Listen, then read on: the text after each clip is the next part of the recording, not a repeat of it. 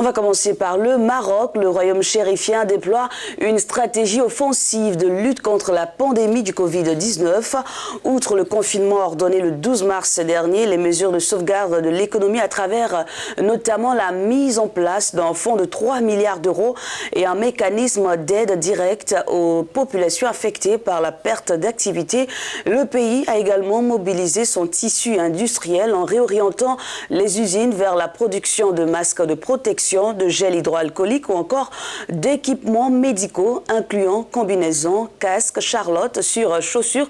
L'innovation n'est pas en reste puisque le pays a également produit son propre respirateur artificiel en combinant les forces des industriels de l'aéronautique et les scientifiques de ces universités. Eh bien, pour comprendre les raisons de ce succès américain, avec nous ce matin, Monsieur Abdelmalek, il est président du think tank IMES, l'Institut marocain de l'intelligence stratégique. Bonjour monsieur, bienvenue dans ce programme. Bonjour. Dites-nous quelles sont les raisons de ce succès marocain ou encore les secrets de ce succès marocain à cette crise pandémique. Il y a deux raisons pour lesquelles le Maroc a pu très rapidement réorienter son tissu industriel afin d'équiper le pays en masques, en gel hydroalcoolique, en surchaussures et en matériel pour les personnels soignants, mais également pour les populations.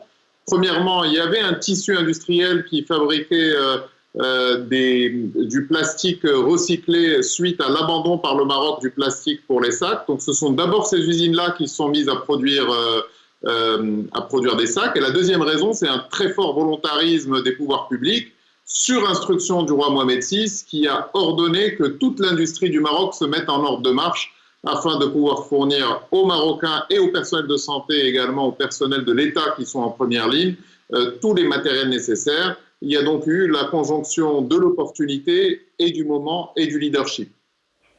Monsieur Abdelmalek, avec cette mobilisation scientifique et industrielle, le Maroc a pu produire en peu de temps une quantité d'épis et d'autres matériels sanitaires, vous venez de le dire, dépassant même la demande nationale. Que comptez-vous faire de ce surplus ?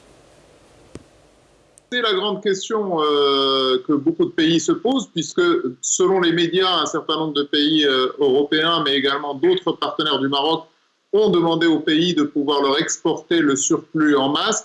De ce que j'ai compris, la doctrine actuelle, c'est que le Maroc doit d'abord atteindre sa réserve stratégique complète en matière de masques, mais également en matière de respirateurs, puisqu'il y a un respirateur 100% marocain qui a été élaboré par des entreprises actives dans l'aéronautique, qui est un des secteurs forts de l'industrie marocaine, mais également une université marocaine qui a mis tous ses chercheurs en ordre de marche pour pouvoir le développer.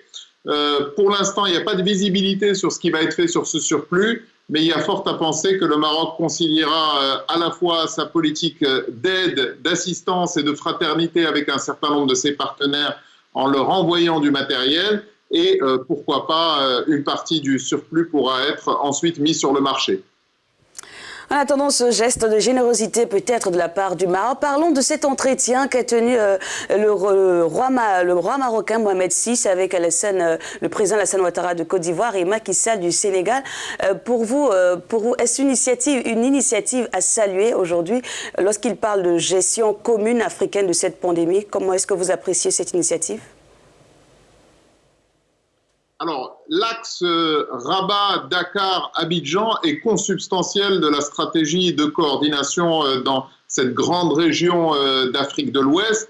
Il était donc attendu qu'un chef d'État qui entretient des liens étroits avec ses pairs dans la région lance une initiative commune qui soit au niveau des chefs d'État, parce qu'on le sait, l'Union africaine a lancé une initiative, mais là, il s'agit d'une initiative qui est à un niveau plus stratégique et qui permettra la coordination entre les différents chefs d'État afin de pouvoir mieux utiliser les moyens, travailler ensemble, travailler sur des solutions techniques et pourquoi pas déjà commencer à réfléchir à la sortie de crise du Covid, puisque, comme chacun le sait, il va bien falloir redémarrer toutes ces économies. Si elles redémarrent ensemble, elles seront plus fortes. C'est en tout cas l'impulsion qui a été donnée par le roi du Maroc.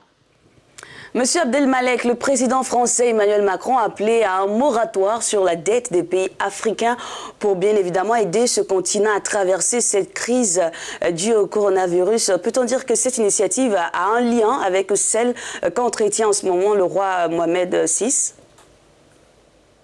Je pense qu'elle est d'abord venue suite à la grande tribune qui a été publiée par le président Macky Sall appelant à l'annulation de la dette publique africaine. Le président français s'est exprimé en disant qu'il était favorable à cet élément-là. Espérons qu'il se fera également ambassadeur des pays africains qui demandent à ce que la dette publique soit annulée afin d'avoir plus de marge de manœuvre budgétaire dans la période post-coronavirus.